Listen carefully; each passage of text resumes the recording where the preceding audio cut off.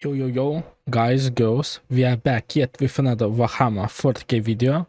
This time we'll be doing fantasy, because it was a request, and we will be watching every Age of Sigmar faction explained by PancreasNoWork. Sorry if my voice sounds different. I had my teeth fixed and I still can't get used to it. As always, the original video is pinned in the description, and also we are gonna be doing only half of the video, so it's going to be 2 parts because my PC is gonna brick up and die because it can't render videos for very long time. So I'm very sorry, but it's gonna be a 2-parter. So we're gonna stop like midway. I checked like the timestamps. We're probably gonna stop at minute 40 mark. And without further ado, let's begin. Age of Sigmar. Rarely, if ever, has there been a war game with as volatile a reputation as this one. I'm recording. Born from the corpse of fantasy after GW took it behind the shed, this game's never been able to fully escape from the end times and the garbage reputation that naturally gave it. The fact the first edition was kinda crap from my understanding didn't help much either. Which is a shame, because it's a fun game with a fun setting that's only been growing since its inception. Ever since 2015, Age of Sigmar has gone from the surprised adopted child no one else in the family liked to a I'm so sad I'm so late on this. I really like it. bearer of the name Warhammer that has earned it. Once you get past Age of Sigmar and fantasy fans being at each other's throats, you find realms of endless wonder, terror, Oh wait, or is Age of Sigmar also different from fantasy? Goddamn, this isn't fantasy. Oh no. and some of the best damn models GW has ever produced. The factions in this setting are hugely varied, yes, with the classic elves, dwarves, and orcs, but portraying them in ways unlike anyone else. So how about we talk about them? From the grandest of alliances to the weird fish people that like to steal your souls, let's go over the factions that exist in Warhammer Age of Sigmar. As with anything, some of them are masterfully done, and even people outside of AOS's fanbase love them. Others are the Fyreslayers. But all of them are worth talking about, so today, come with me on a journey across the mortal realms on this overview of all the armies in Age of Sigmar you can use to beat people over the head with. Let's go. But before we begin, would you like to know where to get some quality audio just in time for the holiday season? If so, I've got just the thing for you, because this message is sponsored by Raycon. Regular earbuds sit in your ears and totally block out all sound, but Raycon's essential open earbuds sit right outside your ear canal, which means that while you get the clearest audio quality you can ask for, you can still hear the world around you just fine. They're light and the earhook rotates, so there's no problem keeping them in, meaning you can take them wherever you want. Go to the gym, for a walk, to the store. Wherever you go, these bad boys will be just fine. With over 3 million customers, Raycon clearly has Am I crazy or this don't look very comfortable? Satisfied audience, and at half the price you get sound quality just as good as other brands. It's a steal for what you're getting. Ever since getting them, these are my go-to headphones when I'm doing some writing. If a package comes by or my dog starts barking, I'll know, and the whole time I'm getting some premium grade audio. That's one thing. When I'm using my earbuds, I don't want to know what's around me, honestly. I want to be clueless. Essential open earbuds are here for the holiday season, and they're selling fast. Raycon audio products are up to 20% off this holiday season. Just click the link in the description or go to buyraycon.com/PancreasNoWorkOpen to save on Raycon audio products site-wide. Order by December 15th to guarantee delivery by Christmas, because great gifts shouldn't show up late. To get quality earphones, you can do no better than Raycon, so grab yourself a pair just in time for the holidays. Now then, time to jump through a realm gate and murder whatever's on the other side of it. The short of Age of Sigmar's history can be summed up as everyone going, world blew up, now what, and going from there. As the setting progressed, all of the factions eventually grouped together into the grand alliances you can find in the setting, and indeed how the armies are grouped on the web store. For reference, it's kind of like World of Warcraft if you're one of those poor souls who's poured thousands of hours into that game. I never in my life had ever played that game. I have no idea what it is about, and I don't really care. Although in AOS's case, there's 4 alliances instead of 2. Membership in a Grand Alliance isn't really a thing, and oftentimes the people in one hate each other as much as they hate the people out of one. But based on the themes of certain armies, you can end up grouping them into one of these 4 alliances. The opening history of the setting can largely be told through the lens of the first one we'll talk about, so let's jump right into it, shall we? So wait, just to make it also clear, Age of Sigmar and Warhammer Fantasy are like different things.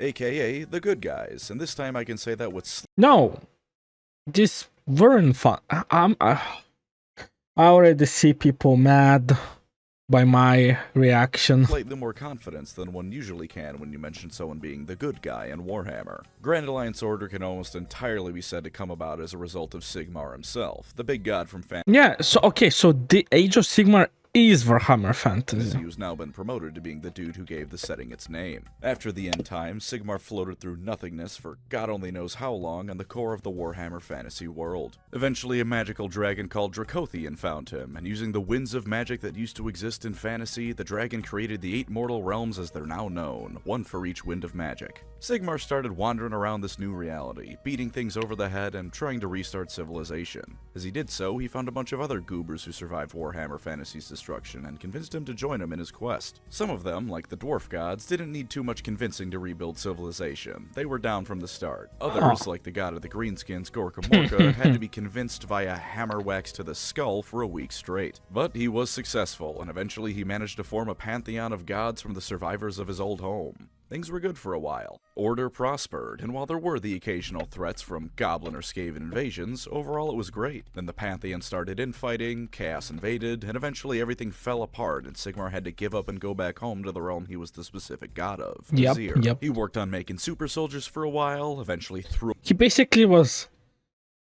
if I'm not mistaken, like this Age of Sigmar like version of the Emperor, but better. Opened the gates of Azir and started taking names once again, and after enough time, some of his old pantheon decided to work together once more, albeit not nearly to the level they once did. Grand Alliance Order now stands against the various factions that would see civilization brought low, people that would either twist it into a parody of itself or completely erase it altogether. There have been ups and downs in their fighting to reclaim reality in the name of all that's good, but they all stand ready to face whatever threats come their way. And as a quick summary, that's largely the history of Grand Alliance Order you need. While this is the good guy faction, it only truly applies to about 2/3 of the factions within it, if we're being generous. Some of them are pretty evil and led by evil gods, and others are happy to work for anyone to get what they want, including chaos. But while there is some nuance to it, they are still the best of a bad bunch by far. Even the most evil of them would still like to rule over a civilization. They all want to build up cities and empires and things that, while potentially evil, are better than endless undeath, endless destruction, or the endless machinations of the chaos gods.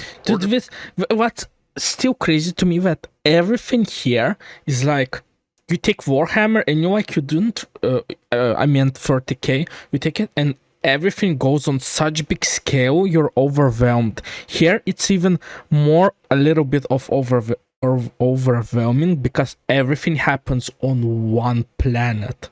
That's what's crazy to me. Factions might stab you, but most of the time they'll also be willing to patch up your wounds, if only so you can serve them later on. As for the armies within it, let's look at the poster boys first, shall we?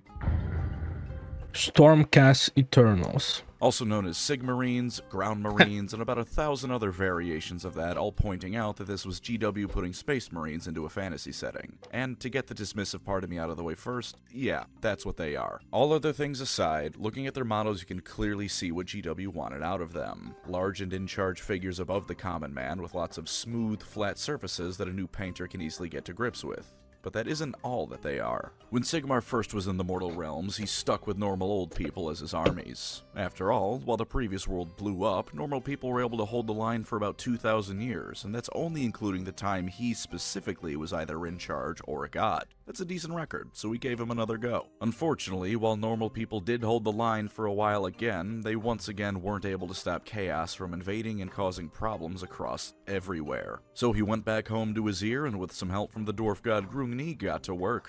Across the mortal realms, he looked for those who were above and beyond what you could expect of anyone. Notably, he didn't do this by looking for level 20 D&D adventurers, though. This wasn't the Space Marine Trials, where the strongest or otherwise bestest guy gets to be jammed full of Gene Seed.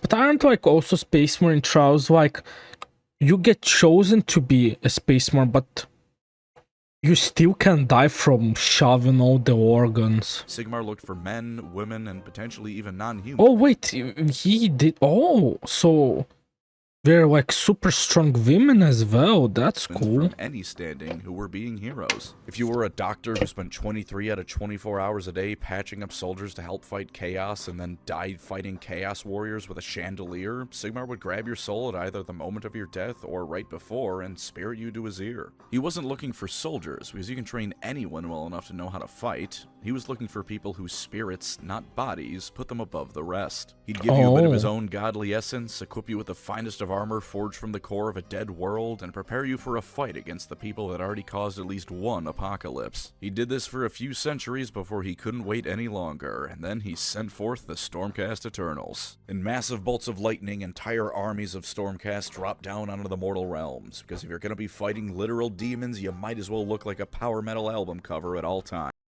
Even like their backstory is way cooler than just Space Marine. That's crazy. And also mind-blowing to me because I thought they are only men. Maybe they are men, but some females like just soul in the man body. I don't know how it works, but that's cool. And also their aesthetics are sick as fuck. Across 8 realities, Sigmar's forces waged war, supercharged men and women tearing into chaos wherever they went and reclaiming reality for the good people who either once did or still live there. After reclaiming Sigmar's very own hammer Galmaraz, it was gifted to the Celestin Prime, aka Stormcast Primarch, aka Karl Franz Reborn, and his fighting forces were at the top of their game and reclaiming more and more land every day. Eventually their blitz came to a halt, but they had laid the groundwork for order to once again flourish in at least select areas of the mortal realms. Stormcast Eternals are very much like Space Marines at their core, but according to former GW author Josh Reynolds, saying they're identical is like saying that because Batman and Captain America are both superheroes, they're the same thing entirely. Stormcast... I know what I know about those two characters is Batman is just rich, and Captain America, I don't know anything about him. Eternals are closer to demigod knights. They're undoubtedly stronger and overall greater than the average person, at least in terms of what they can do, but that doesn't mean they necessarily lord it over the average man. Like Spider-Man says after watching Uncle Ben get murked for the 1000th time, with great power comes Poor Uncle Ben. great responsibility, and the Stormcast are determined to use their gifts to enact Sigmar's will. When they aren't fighting, they're oftentimes local rulers, administrators, hell, there might even be a few Stormcast taxmen out there. I'd imagine... Oh, so we're just regular guys. That's cool. They'd be quite good at convincing people to pay up. They're above the common man, but unlike Space Marines, they aren't separate from them. And Sigmar, by all accounts, does seem to want to do the best he can for the mortal realms. He doesn't always succeed, and by the nature of Warhammer, sometimes he oversteps his bounds or does a bit of a morally great goof. But he tries his best to save everyone, and the Stormcast are a reflection of that. Now, think about it. And he's like the emperor of Age of Sigmar. Just that sentence alone makes him 100 times more better than the 40k one. And I know 40k has different scale, but goddamn, you know, ever since I said it once, I'ma say it again. Ever since I started to explore the fantasy, I think the fantasy characters, like, I like them more. It's like they're like, I just don't even know the word. How can I say it? They're just more endearing, I guess. More like their stories are more engaging. For me personally, as an outsider, you can even call me a tourist. They come in swinging to save the day against all the odds, and oftentimes they manage to do just that. Stormcast are also something that I think has been long overdue in all of Warhammer. A good guy faction that can properly respawn. When a Stormcast dies, their soul is spirited back to his ear to be reforged and sent back out there. Oh, so that's what I also had this question. So, okay, so if they die, they can get to be reborn again. Okay. The process isn't perfect, as 4th edition has made ever more clear. As you get reforged more and more, you eventually lose your personality and become little more than a raging ball of magical Azir energy that barely remembers what they're even fighting for. But though the process does eventually become horrific, the Stormcast are a way for the good guys to stay in the fighting almost as permanently as the forces of chaos, who themselves have never really been reliably killable since their inception. Plus, the first death ain't so bad. You might get some short-term memory loss and a raging grudge against whoever killed you, but I'd say that's worth it to be able to hunt down whatever killed you and turn their skull into a drinking cup. Again, much like the Marines, you can find various different chapters, or storm hosts, rather. Oh, there's also different... To Damn! paint your army as and enjoy their distinct flavor of Sigmarine. The Hammers of Sigmar are the poster boys, the ones with all the attention and the boxes that wear blue and gold and are the standard for the army. Even when they aren't here, the Ultramarines truly are the greatest of them all. The Anvils of the Heldenhammer, meanwhile, are a gloomy bunch of folk who were forged from long-dead heroes rather than recently dead or about to die ones. They even worship another god than Sigmar, Mordor, who's heavily implied to be more from Warhammer Fantasy reincarnated. Much like the Marines, you can find any theme to This mask is sick. Holy. If you don't like the ones on display by GW, you have free reign to make your own. The setting is quite homebrew friendly for those of you who want a chance to get a bit creative. While they aren't perfect, the Knights Excelsior's habit of massacring everyone who isn't 110% Team Sigmar shows this. Stormcast by and large are what GW seems to want modern-day Space Marines to be. Heroes with bits of moral ambiguity about them and plenty of trauma, but ones that are ultimately fundamentally heroic in nature. They stand tall against the darkness, be that chaos or even their supposed allies, all in the name of keeping the lights on just a little bit longer. If you want heroes that finally have the same staying power as all the other bad guys without resorting to plot armor to explain how Marnius Calgar is somehow still alive, the Stormcast are perfect for you. The Stormcast standing tall above the average man wouldn't mean much without being able to see the average man to compare them to, though, which brings us to... So these were... I'm sorry. So, Heroes of Sigmar, I think now it would be just like Imperial Guard equivalent. Here's where you can make your home, fans of the Imperial Guard or the Empire. Oh my god, I'm so on point. Of Man. The cities of Sigmar is the collective name for all the various cities of mortals that have cropped up across the mortal realms in the wake of the Stormcast lightning strikes across the realities. Nominally aligned, and they at least usually don't go to war with each other, they're in reality entirely different cultures and political entities that mostly do their own thing. Plenty of interactions between the cities occurs, but in a given moment there's no one standardized government they all pay fealty to. Aside from whichever god may happen to be visiting one on a given day, of course, since in Age of Sigmar that can just happen. The cities tend to be centered around realm gates, the method by which travel can be done between realms. We need this in real life. Holy, we need this. Like, I'm sure it's gonna happen, but not in my lifetime. Not only does this make them major hubs of trade, it allows for order to more easily go to and from warzone to warzone. In worst case scenarios, it also gives an easy point of retreat into if Khorne starts bulldozing through your house. The cities of Sigmar to me can be separated into two distinct time periods, both in-universe and out. In-universe, they used to act in much the same way the Imperial Army did for the Space Marines during the Great Crusade. The forces of the cities were the auxiliaries to the superhuman Stormcast, and they would follow along and garrison reconquered areas, helping respread civilization to lands retaken from chaos. In real life during this time, they were both a collection of every race and a collection of old Warhammer Fantasy models jammed into one. This is interesting. The fact that we take other races also is what makes them interesting, because in Warhammer 40k is like, we all know how it's like.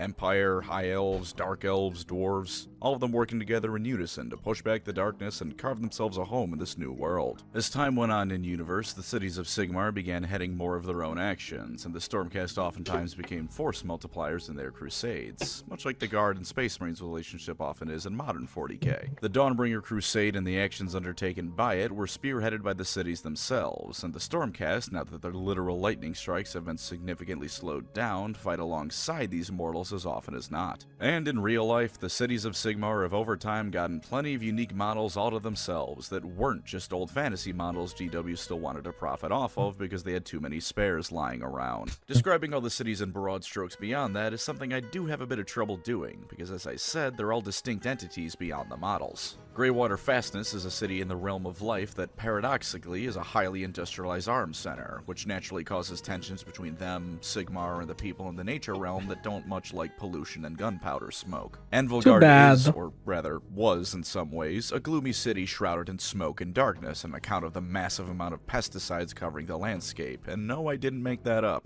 It doesn't actually hurt anything beyond the plants they're designed to hold back, but the intense gloom this causes means that this city, among other reasons, has become a medieval/fantasy version of Night City. Now, in Age of Sigmar, you probably won't be chroming up as much as David, but a choom can still find themselves some eddies if they're willing to do some dirty work. There's a city for any theme you can think of, since AOS, as I said, is quite friendly to those who want to create a unique army. The Mortal Realms are said to be nearly limitless as well, so again, just make up your own city if you don't like what's available. That applies to basically every army, so I'll stop saying it going forward. The cities of Sigmar lore-wise are the normal dudes who hold the line against terrors beyond their comprehension, because normal folk in Warhammer can stand against demons quite alright. Model-wise, however, I have to confess. Isn't that cool? You just get your sword, a shield, maybe an armor plate, and you just go fuck shit up.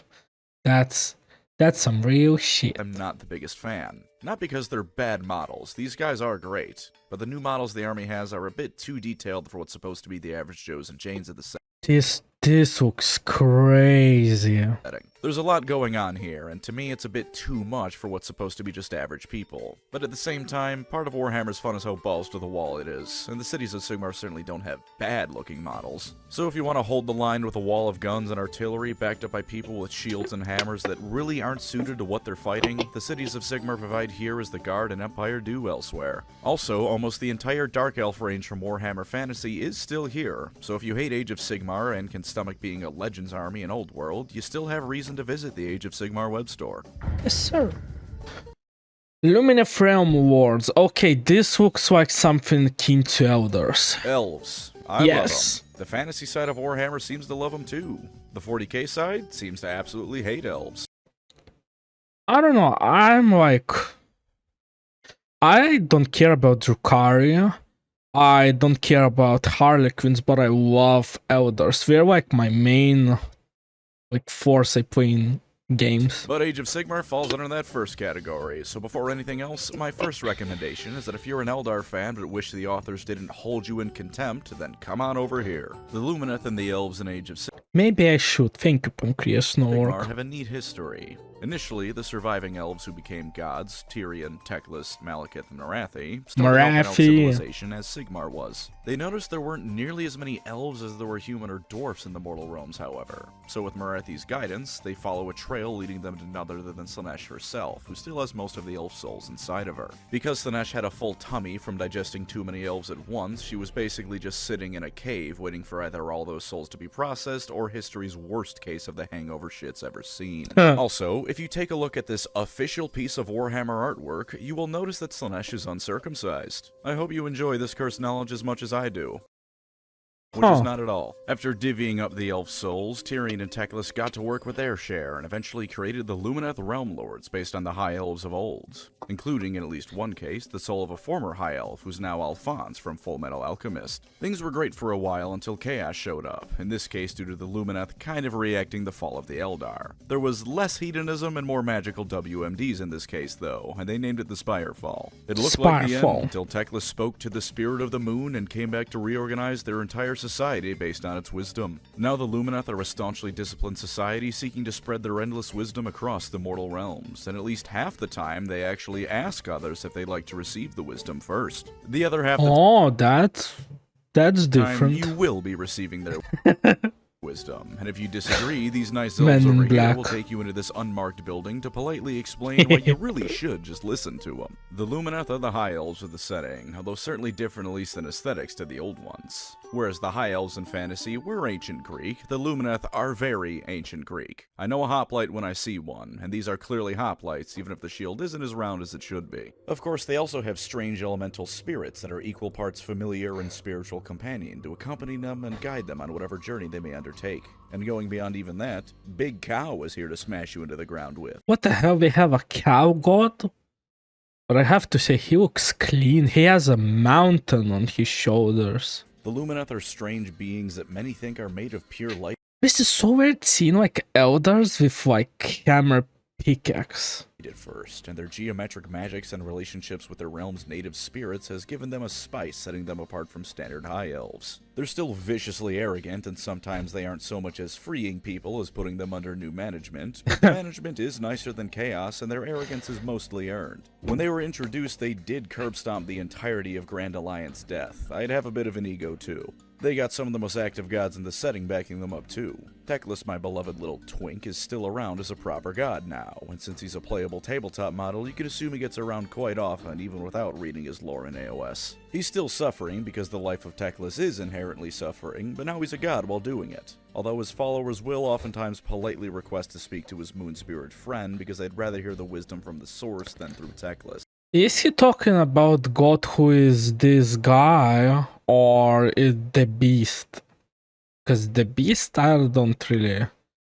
It's not my cup of tea. He looks weird and freaky to me. The poor guy's a god and he still doesn't get the respect he deserves. He just can't catch a break. Tyrion, meanwhile, is a blind god that sees through Teclis' eyes now and has been supposedly fighting against Malekith as he did in Old Fantasy, although as of writing this, we've received basically nothing else on him. The Lumineth formed their societies and kingdoms into Tyrionic and Teclian nations based on which of the brothers they more emulate, though of course all cities revere both of them. The Lumineth fight hard and study aplenty with the same arrogance elves always bring to the table, but they've again largely earned it on account of averting their own total destruction and being so good at countering chaos and death. If you want elves, you can do no better than them, because their models are all new, they're bringing back some heavy hitter characters from fantasy, and even 2,000 years onward, everyone still loves a good phalanx. Fun fact, they all do crack. There's a substance called aether quartz that heightens their senses vastly. When it wears off, it drains them of emotions, leaving them a bit dull to the world. Since these elves come from the land of logic and reason, some of them view this as a positive outcome since it strips away those troublesome emotions and whatnot. Others just still use it like crack, though. So not only is it possible for you to get jumped by an army of crackheads in Age of Sigmar, it's downright common depending on who you're fighting. Daughter. So these ones would be Dark Elder, obviously. I did tell a slight fib earlier. Morathi early on wasn't a god unlike her son and step-great-grandsons. She naturally wasn't happy with this, so when everyone was dividing up the portion of elf souls they got, Morathi messed with the process to get a few more than she deserved. This weekend the Bidings holding Slaanesh, but Morathi is a prick, so this didn't mean much to her. Although in saying that, she has a few times mentioned worrying about Slaanesh escaping, which makes me wonder if she's gone insane in some part, or is just fundamentally incapable of recognizing anything she does is actually a bad thing. Listen, our Morathi queen, she's just simply slain. Probably both.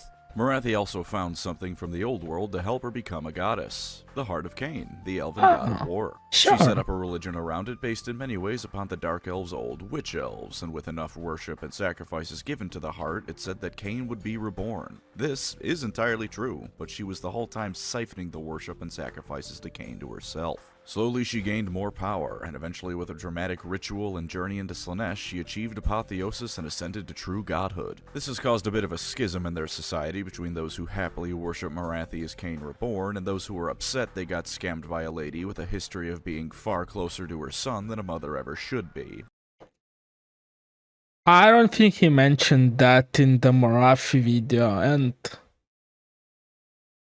But she doesn't care for the opinions of those below her. The Daughters of Khaine are the most outright evil of the Order factions. Even ignoring Morathi and her antics, they are fervent worshippers of the elf god of murder. That's their baseline. They're not gonna be nice. The best case scenario is that they focus all that murder worship against the forces of chaos, destruction, or death, but that's of course not always the case. Morathi sniped the city of Anvilgard out from under Sigmar's nose when she ascended. The DOK are more than happy to fight their supposed allies. They have few, if any, true friends, and are largely tolerated instead of appreciated. In day-to-day life, they're, again, very murdery. The Daughters of Khaine aren't named as such just because it sounds cool. They're a highly matriarchal society, to the point that Morathi had a spellcast that siphons a bit of the soul out of every male elf into her magical cauldron. They do have some more beyond being the land of femdom enjoyers, however. Chiefly, they're snake ladies. Those snake ladies came about from the fact that some elves were a bit too corrupted by their time in Slaanesh's gut, and so they've turned into gorgons. These beings are kept under a heavy magical glamour. Yeah, I was wondering why some of them are like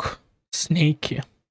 Okay. Non-Khainite allies see them as normal elves, albeit probably much taller than normal ones. Until her ascension, Morathi had to spend her time pretending that Khaine was who they really were worshipping rather than her by technicality, and she would have a habit of sending those who got too close to the truth out on suicide missions. By contrast, her ascension means that she can be open about it, but now religious strife is much more common. The Daughters of Khaine do in fact worship a god, and because her magic was partially centered on Khaine's heart, she can be argued to be Khaine reborn, but they do not worship Khaine as he was and as they thought they did. The fact I focus so much on Morathi in these armies boys section isn't only because I'm a hack who would bend over backwards for Morathi in every way you can mean with that saying. It's because she's turned herself into the cult of personality and driving force behind this faction. Without her, I don't think it's a mistake to say there would be no Daughters of Khaine. Yeah. In short, if you like the idea of hot naked elf ladies with some hot naked men as auxiliaries, butchering their enemies, or if you're down for a society layered in religious intrigue and strife, the Daughters of Khaine are perfect for you. Or if you're a prick who thinks everyone else exists to serve you, they're also the perfect army for that kind of person. Morathi is still the worst, and even without her, these elves think stabbing someone on the throat in the street is a great way to give praise to their god.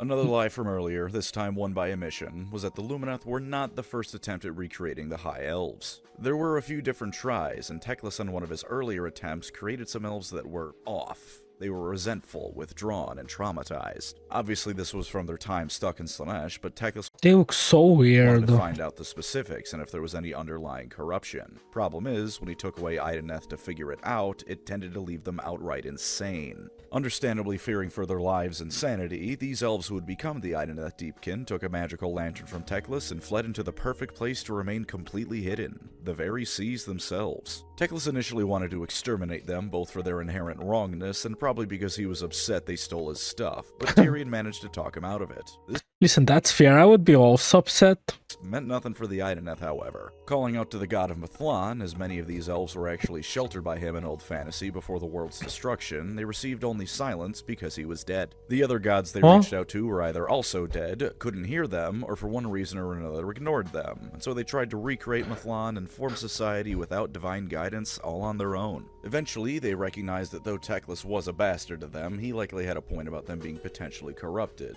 so they looked over themselves and found not one, but two curses plaguing them. The first is an occasional turbo madness that makes them fly into a frenzy, killing everything around them. This is actually quite rare, thankfully, though for obvious reasons is problematic when it happens. Yeah, that would... Yeah...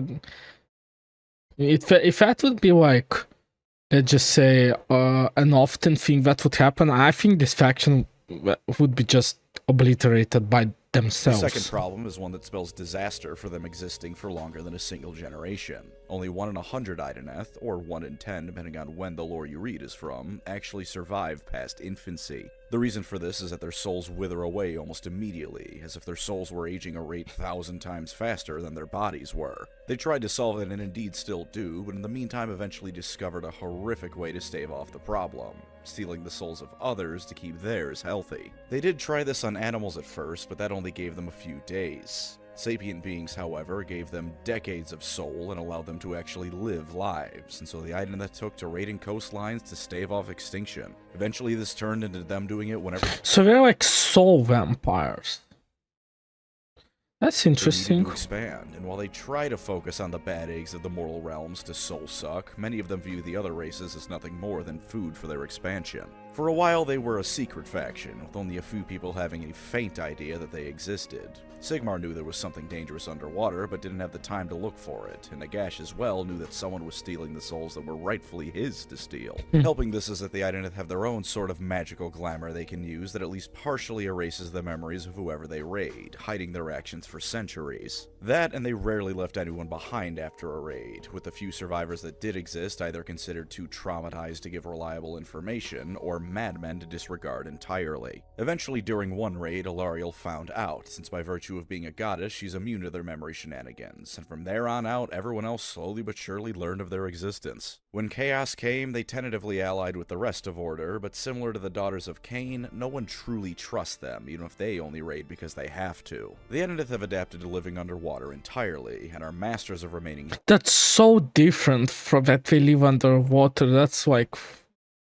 Honestly, probably the most insane part of them. I would be afraid of fucking going to swim in this universe. Hidden, at least on the large scale. Telling your average cities of Sigmar grunt to go invade underwater isn't going to work for them any better than it did Caligula. Their society has 3 tiers in it. The Namarti are those vast majority of Idoneth with leaky souls that need topping off. They make up the various battle line foot soldiers of the Idoneth and are born eyeless, with the book briefly retconning them into having their eyes ritualistically cut out of them before it was itself retconned, and now they're born eyeless again. The Akelians are those that are essentially normal elves, albeit ones that live underwater. They're the warrior caste and general leaders of society, dictating policy and ruling over the Namarti.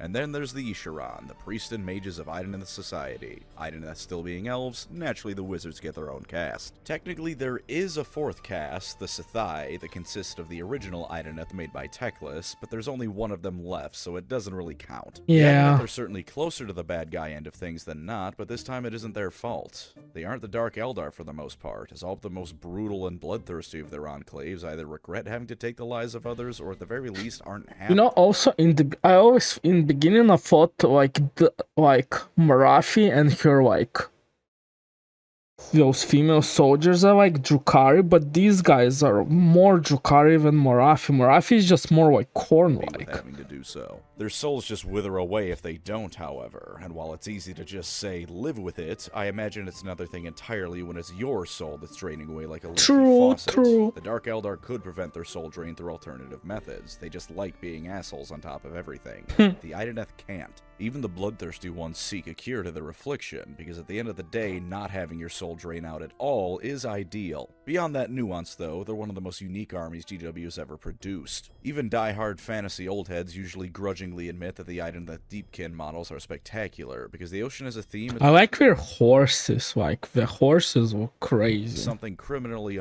That's not horses, that's like eels. Represented, especially in tabletop gaming. When they go to war, a magical occurrence called the Eversea follows them, which means that their eel and shark mounts can fly through the air as if they were underwater. Coral reefs, shipwrecks, and more randomly appear around them, and even though you can still breathe, whenever you exhale, bubbles come out as if you were underwater. That's really cool, if you'll pardon that advanced technical language. If you're interested in what's arguably the best depiction Warhammer's ever had of the ends actually justifying the means, or you're just Jotaro Kujo and love marine biology, this army is for you. I mean, come on. Oh yeah. Big turtle. The only problem with this model is that there isn't a big... Holy big turtle.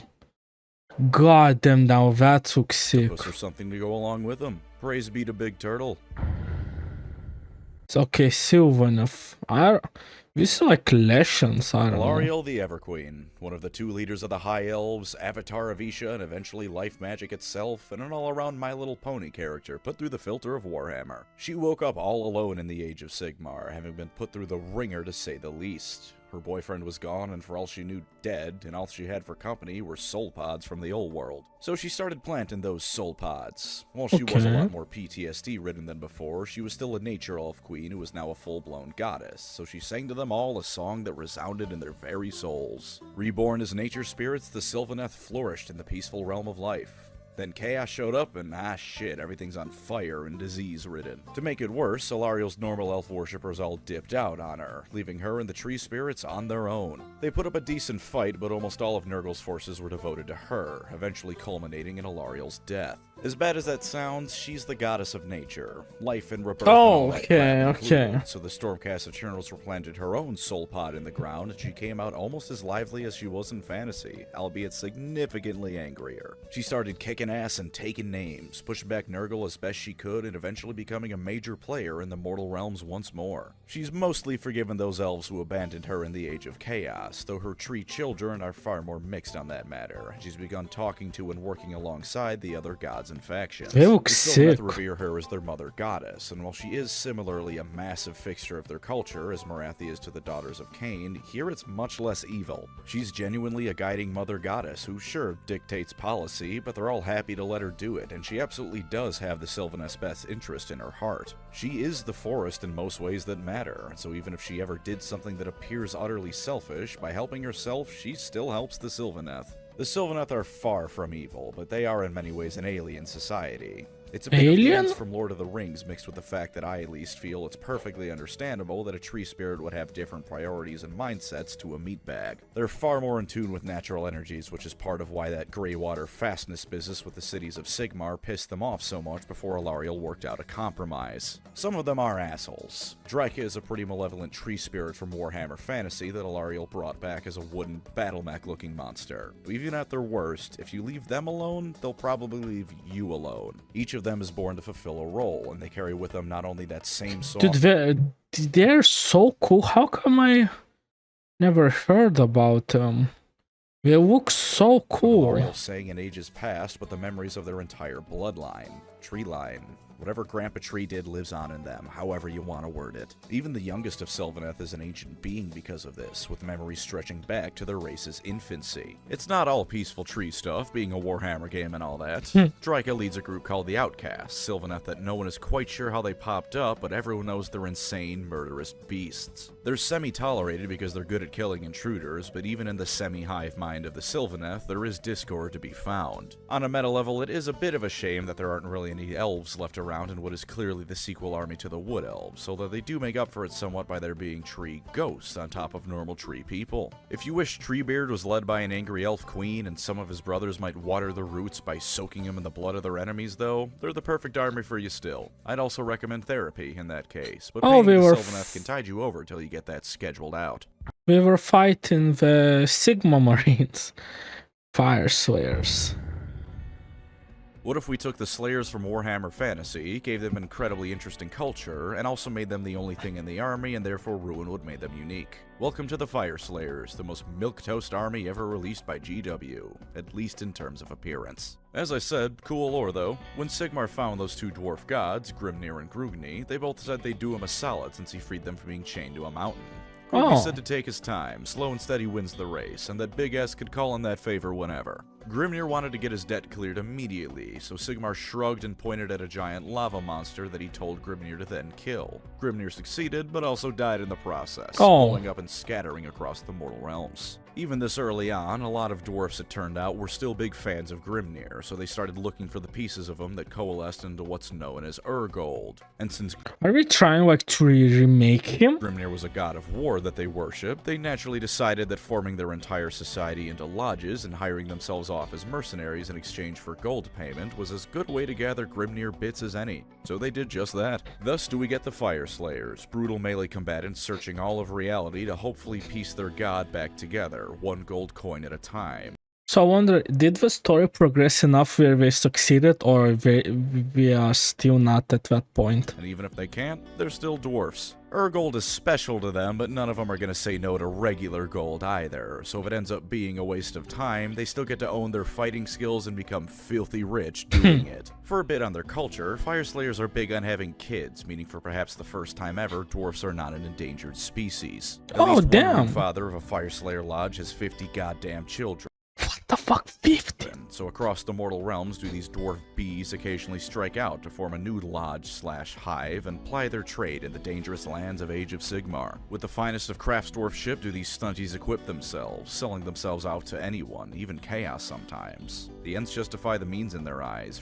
I like that the weapons have like this flame in them, it's so cool. Goal is nothing less than the reconstruction of a god. Maybe it'll work, maybe it won't, but if short, naked, hairy redheads is your thing, then you could do no better than this army. And the flavor of why they fight is admittedly some of the best ever. Like any mercenary group, who you're fighting for is secondary. The price is what makes it right. They're not my cup of tea, truth be told, but I imagine if you like the Fyreslayers, then you'll love the Fyreslayers. It's easy to be dismissive of the angry carrot tops until 100 of them burst through your wall because the payment fell short.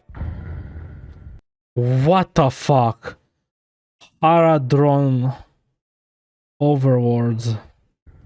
Not all of the dwarfs were the Fyreslayers, though. Some of them were the standard dwarf, or if you want to suck off GW's legal department, Duarden. I'm calling them dwarfs. Anyways, some dwarfs were what you'd expect, living in mountains and mining and all that fun stuff. Then, when chaos invaded, they retreated to their mountain homes to hopefully weather the storm, as dwarfs typically do. This almost universally did not work, and most of the survivors of these dwarfs were those that constructed massive flying fortress cities and took to the skies for survival. Oh, we're living in the sky. Powering this was another form of gold known as aether gold, a colorless gas that can only be detected by smell that also gives them super miner's lung in addition to standard crazed dwarf gold lust. Early on in the Kharadron's history, they were constantly beset by chaos invaders. Between this and the fact that Aether Gold tends to attract monsters, Kharadron civilization tends to be equal parts military fleet and actual city. With the Idoneth Deepkin, you could make Bioshock jokes because they all live in underwater cities. With the Kharadron Overlords, you can make Bioshock jokes because this is a hyper-capitalist group of self-reliant entrepreneurs who in some ways are even more mercenary than the Fyreslayers. Also Really? the floating cities, although you are limited to Bioshock Infinite jokes in that case. They took a long look at dwarf society, which prior to this in AOS was not far removed from fantasy's old dwarfs, and reevaluated everything to see what should stay and what should go. The intense focus So it's probably very hard to invade them because we're like in the sky. Not every like faction can fly, obviously. on craftsmanship and quality stayed, of course. These are still dwarfs, but science and technology was even more pursued, innovations ruthlessly invested in, and religion largely abandoned. Grugni seemingly abandoned them to their fates when chaos invaded, and even though this was because he was afraid he'd smother their progress and he thought they could handle things on their own, the Kharadron naturally didn't take this too well. Technical atheism is the religion of the Kharadron, as gods are fickle beings that can abandon you on a whim, and while the Fyreslayers love profit because any gold can potentially be gold, the Kharadron take it to another level. Grudges are by and large only pursued if doing so won't cause loss in profit. Everything is weighed in terms of gains and losses. If you will lose money doing something, or at the very least it won't in the long term see a return on your investment, an action is not going to be taken. So you probably don't really want to screw these guys over. Abandoning your allies, ironically enough, is something the Kharadron situationally approve of. If they can be saved, then effort should be made to do so, but if the cause is completely hopeless, then sorry fellas, the Kharadron aren't swooping in to save the day. Even then, a lot of the time they'll only save you because a living ally is profitable. No sense letting all your trading partners die, after all. The ruling government body, the Geldred, is far closer to a board of directors than it is a government entity. If a dwarf can make a profit, they can rise high in Kharadron society, but if they can't, then good luck getting anywhere. All of these things are very Ayn Randy and self-serving, but the roots of their society are a brutal battle for survival. Okay, I kind of like those fire guys more than these dwarfs. In their nascency, there was no room for an incompetent leader to take hold and give shitty commands just because they were the kid of the last one. The Kharadron needed both a decisive action and to ensure that tradition didn't stifle them. So, the ultimate meritocracy was born. If you do well, you get to be rich, because doing well, especially in the early days, meant you prevented total destruction by the hordes of chaos. There is no nobility in the Kharadron Overlords, at least not in terms of titles and land passed down through generations. There's only the ruthless free market, all sorts of fun steampunk tropes, and dwarfs whose dreams burned like a rocket inside. The Kharadron had a rather hard time, all things considered. As the setting went on, their skyports faced disaster after disaster, with some of them being completely destroyed and just about all of them facing repeated crises between Nagash, Chaos, and the occasional band of goblins who got far luckier than they have any right to. But despite this, they persevere. They're the most technologically advanced race by far, and while not being able to use magic sucks, giant flying gun zeppelins make up for it plenty well enough. I imagine. Let's just look at this guy.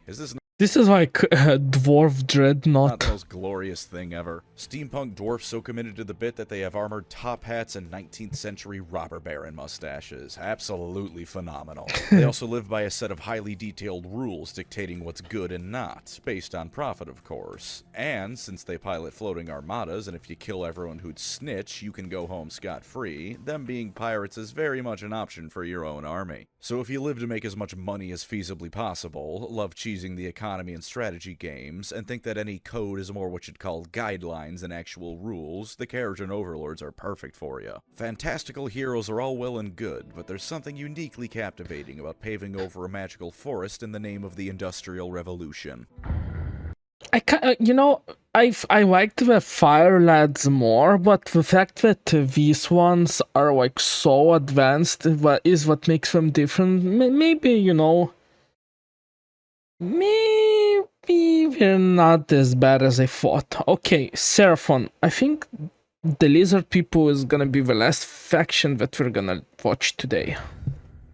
The last army in Grand Alliance order. In some ways, the Seraphon, or Lizardmen as I will call them, have stayed the same since Fantasy, but in others, they've evolved. After the end times, the Lizardmen that remained floated across space in their massive temple pyramid spaceships until one by one, only a few of them were left. But during this journey, they too met Dracothian, who directed them to Azir, same as Sigmar. Living above it in their ships, they resumed the sacred task they once held in Fantasy, countering the forces of chaos no matter where they appear. The biggest difference of their lore comes in the form of what exactly they are nowadays. Initially, there were like 5 of the Slann mage priests that survived into the setting.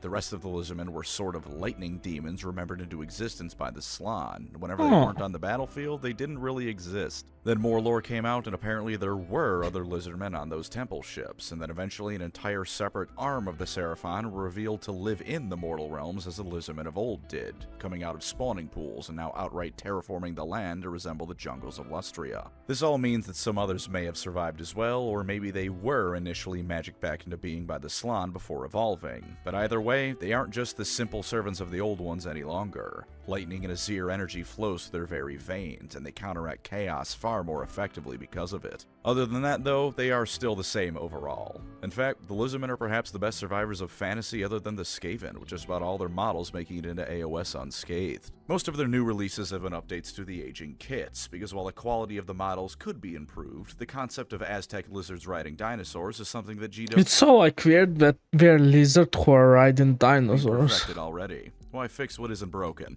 The majority of other changes they've received aren't actually changes, they've just been scaled up to fit into Age of Sigmar. How do they, like, multiply?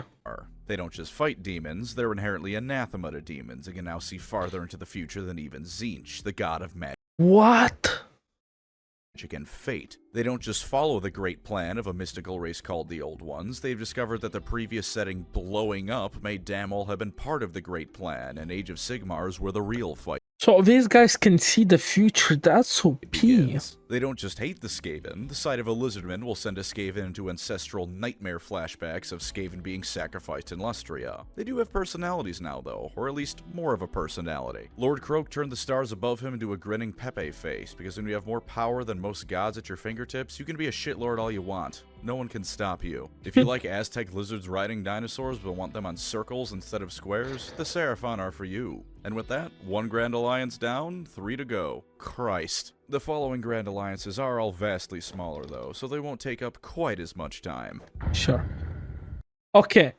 Honestly, this is the point where I want to stop. We will watch. Continuation is going to be in part 2, which I'll probably start recording in next 2 days. Crazy video. I actually did not. I thought lizard people are just, you know, lizard people. They're like maybe stronger because some of them are bigger, some of them are smaller. But like lizard, I think lizards regenerate. I don't know how it works. Maybe not, but I just thought, I assumed we have regeneration like buffs, but the fact that they can see like the future, that's OP. Out of the first factions that we saw here, the most interesting one for me Come from the land of was the people, the tree people. The tree people, where are they? I'm sorry, it doesn't load. Jesus. Whatever, it glitched. You guys remember, there were 3 people, I really love them. Great video as always. Please support the original creator. If you like my reaction, you can support me by leaving the video a like. You can also leave any requests in the comment section. I will look for it and I will add to my request playlist and I will react to videos. Thank you for your time and ciao cacao.